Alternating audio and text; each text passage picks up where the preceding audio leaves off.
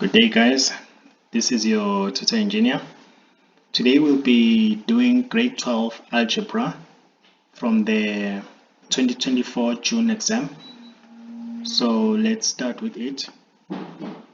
So this is question 1. We're basically solving for x. So this will be as basic as it goes. So here is the question 1.1.1. So you have to solve for x here. So you have to, the purpose, since this is a quadratic function, the purpose is to have 0 on the right hand side. So the moment you notice the 0 on the right hand side, you can straight away say 1.1.1, the first 2x will be equal to 0, or the second factor, which is 3x plus 4, is equal to 0. So that will be the first thing as soon as you notice 0 on the right hand side. So basically 2x equal to 0 means x is going to be 0 when you divide by 2 on both sides. And then here it means x is equal to the minus 4 will come to the right hand side as negative, and then you divide by 3 on both sides. That means x is minus 4 over 3. Now let's take on the second question. The second question, 1.1.2. Obviously, when you see on the parentheses, you have an instruction saying you must provide your answer to 2 decimal places. It means here you have to use a quadratic equation. That's what this means. So notice that on the right hand side, while this is also the quadratic equation, on the right hand side you've got minus 1. So the purpose is to take 1 to the left hand side so that you are left with 0 on the right hand side. So that will be 2x squared minus 4x plus 1 equals to 0. So that is when now you can apply the quadratic equation. Remember, this is the general format of the quadratic equation. Plus c is equal to 0. So here it means a is 2, b is minus 4, and then c is 1. So the quadratic equation looks something like this. It's normally being provided on your formula sheet. So this is your quadratic equation. So here we're just going to be substituting everything. Minus b, so you'll have minus b is minus 4, right? So plus minus square root of b squared, b is minus 4 squared. So remember, you have to put everything here inside the bracket.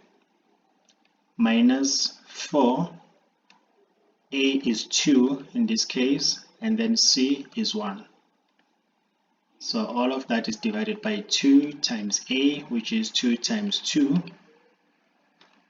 So that means here x is equal to minus 4 is positive 4 plus or minus square root of.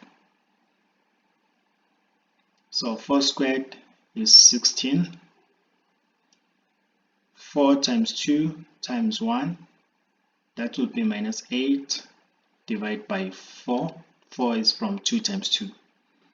So here is x is equal to 4 plus or minus square root of 8 divided by 4.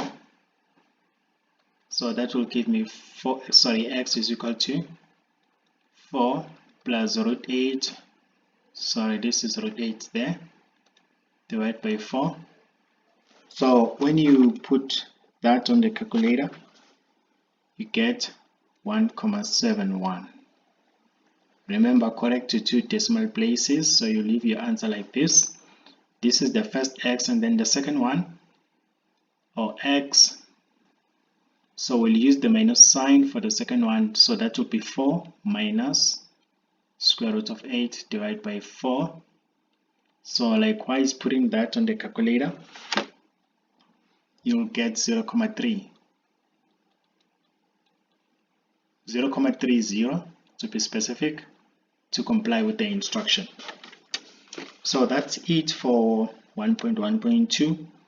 Now let's do the last one for today, 1.1.3, which is the inequality.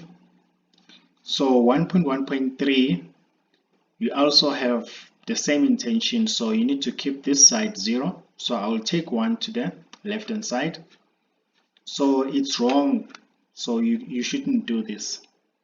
Don't do this. Whatever you do, don't say that this bracket squared is greater than 1, or this bracket squared is equal to 1, and then you end up saying x minus 2 squared is equal to 1, or so this wouldn't make sense even if you say x minus 2 is equal to 1. So this is not it, right? So this is not how you do it. That's definitely not how you do it. The intention is to get your right hand side equals to 0 first. So let me write here and demonstrate for you 1.1.3.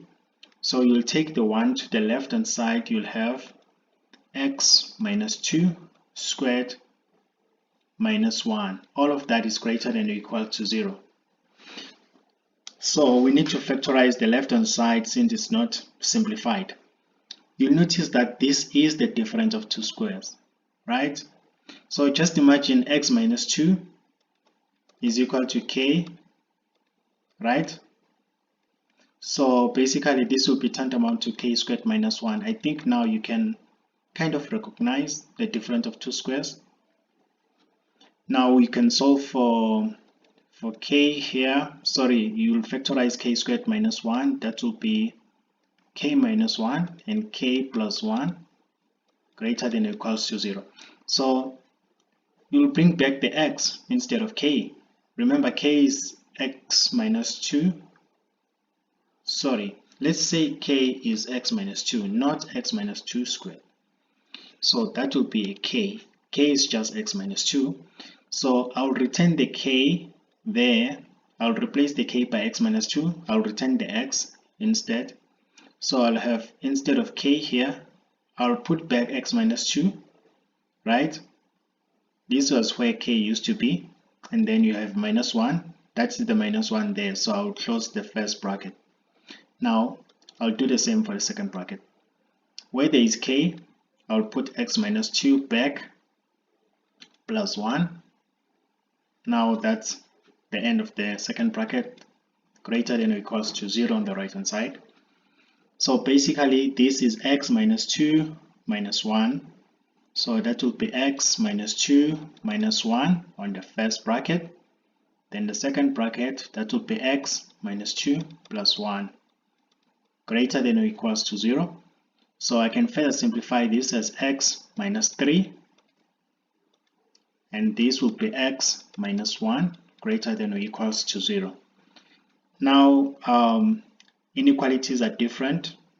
Unlike solving for x equals, unlike the equal sign here, so this is the inequality sign, so we'll treat it differently. When you come to this level, you have to draw a number line. It's either you draw a number line or you draw a graph. Your graph will consist of, since this is a quadratic function, right? This is the quadratic function, you have to recognize it. So this would have been 1 if you were solving for x, and then this would have been 3 over here. So your graph will look something like that, facing up. This is your quadratic function.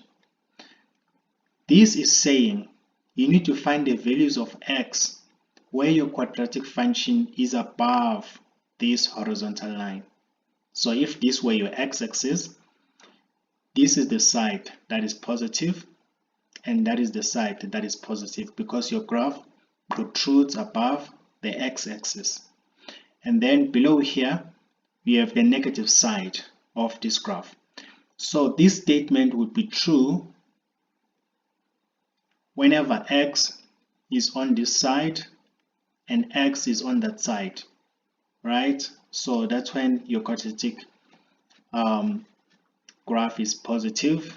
So that will be when x is less than or equals to 1, or when x is greater than or equals to 3. And then that's it. We've come to the end of the lesson. If you liked it, hit the like button. and consider subscribing.